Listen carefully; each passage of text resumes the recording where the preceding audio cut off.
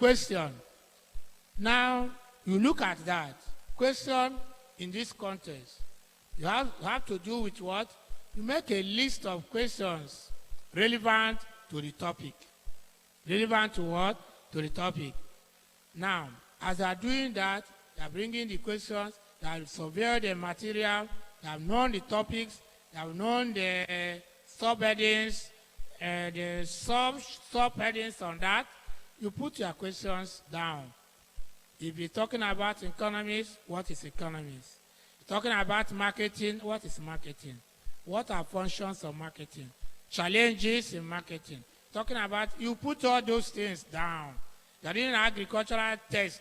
You put about definition of agriculture, importance of agriculture, agricultural mechanism, all those things. You put the questions so that as I'm going through the test, one after another, you see that you are now getting the answers to your questions you have already do what? Developed at the beginning. The next thing what? Read. Read the text. Now here, the function of reading the text means that you have to read that text as many times as you can. Read it twice. I've said at the beginning that when you leave your mathematics for 1 week, mathematics will leave you for 1 month. When you leave your science, physics, chemistry for 4 days, they will leave you for 2 months. By the time you go back to read, it seems as if you are starting from the beginning. So read here means that you have to read the text over and over. By so doing, at the next time you pick the book, before you go to page this, you have known what it's talking about in that page. That is that. You read over and over. By so doing, you get used to that. Then, the next R, which I said recall. You see, I recall. The function here that when you recalling will now help you to recap, to get the information you have gathered by what? By reading. Now, if you are reading mathematics, you are talking about maybe a formula to finding an average. You know average, that formula, am I right? You put the formula, summation f of x, if it is on group data, over what? N. You just, after reading through, you cover the books, try to put all those formulas. Or you are reading something on simple interest. You know, after reading the mathematics test concerning simple interest, what will you do? You now cover the book. Because if you don't have the correct formula, you don't have the correct answer. Am I right? But anything you put there, press your calculator, answer must come out. Is that not correct? But the issue that you answer, is it right or wrong? But when you apply a wrong formula, you come out with what? A wrong word answer. Now you look at that. You want to find interest. What formula do you use? Simple interest is equals to PTR over what? 100. Am I right? You have gotten that one. Now you can substitute each of that one from the formula. You can make P the subject of the formula. You can make T the subject of formula. You can make R the subject of formula. By the time now you can do that without opening the text. That means I mastered that. And that is what the function of recall here for you. Then the third one is what? Review. Review. Now, after you have done that, you have put all the formulas or all the short definitions. Remember, you now open the text again. You compare what you have defined and what is in the text. You correct yourself. Am I right? You check your formula. You check what is already in the original text. Is there any slight differences? Did you have it all correct? When you look at that and there are differences, now you correct yourself. That's what you call what? Review. You review what you have read by checking your note. The ones you write when you cover the text and now the original text itself. And this will help you to have what? a great result. And that will help you to get more mastering of the text. You want to look at, you want to put R6 approach, or 6R. Reduce. You reduce. You see the difference between a teacher and a student is the ability to what? Reduce a whole text note into what? A small note. That what makes the difference. A teacher is also a learner. If you can now be able, you are reading, you can be able to reduce a whole text into that your small 40-leaf exercise book, where you can now read it with more understanding. That's the technique. You read, you reduce it. When we are studying for exam, that a mistake some of us make. If you are studying and you are making your small notes, you are reducing the definitions into small way you can understand it.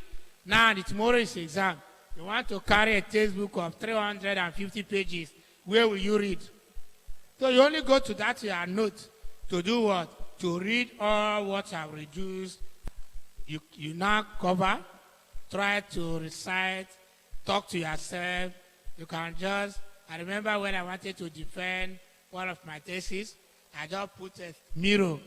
I'm not standing in front of the mirror. I was demonstrating, trying to read how I will do it when I go there. Talking to myself. Sometimes my people will come in. They say, this man, you are running crazy. Who are you talking to? That's the reciting. You're trying to recap all that you have read, and you just recite it over and over, a particular definition. What is an atom? You recite it over and over. What is an element? You recite it over and over. A compound, recite over. While you are reciting that over and over, you get used to it. Now you reflect. In reflecting, you cover the book. You try to picture all the whole content yours in your brain. You're trying to reflect what is in chapter 1, what is in chapter 2, what is chapter 3 talking about. That's how to reflect. All that you have read, you try to put them into your brain and remember it, how the formulas are being written.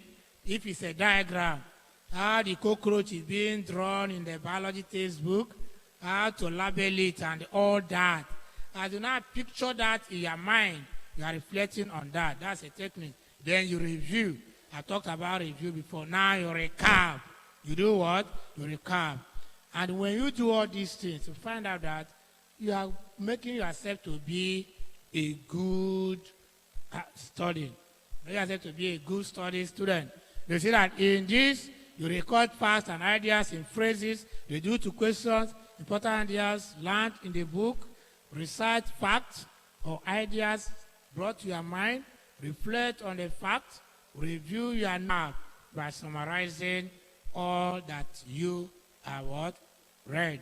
And as you do that, see that you are studying. We are going for exam. You are not going with the heart of Mike Tyson. You are not having the heart of what? Mike Tyson, where you are going for the boxing. Now, point number 3, before we finally go, potentials in reading with comprehensions. What are the benefits?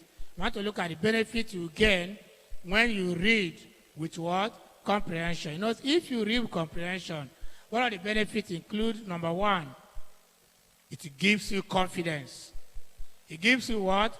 Confidence while entering inside the examination. There are some persons that already failed the exam before they go there. But when you read with comprehension, it gives you confidence. Number 2, it helps you to improve in your values and thought process. To improve in your values and thought what? Process. If you look at Daniel chapter 9, verse 2, when Daniel read the book of Chronicle, and he remembered the stories where they are in captivity, pray more. That challenged him to pray more, to tell God that 70 years have accomplished. Please release. You know, when you read, it improves your thought. Now, if you're in the university, the way the way you reason today and the way you reason when you are in the primary, secondary school is not the same way. Am I right? The reason is because you have been exposed to other books that you don't know in your primary and your secondary school level. Then number 3, it keeps you updated. Because when you read, it keeps you updated. You know, all the education is what?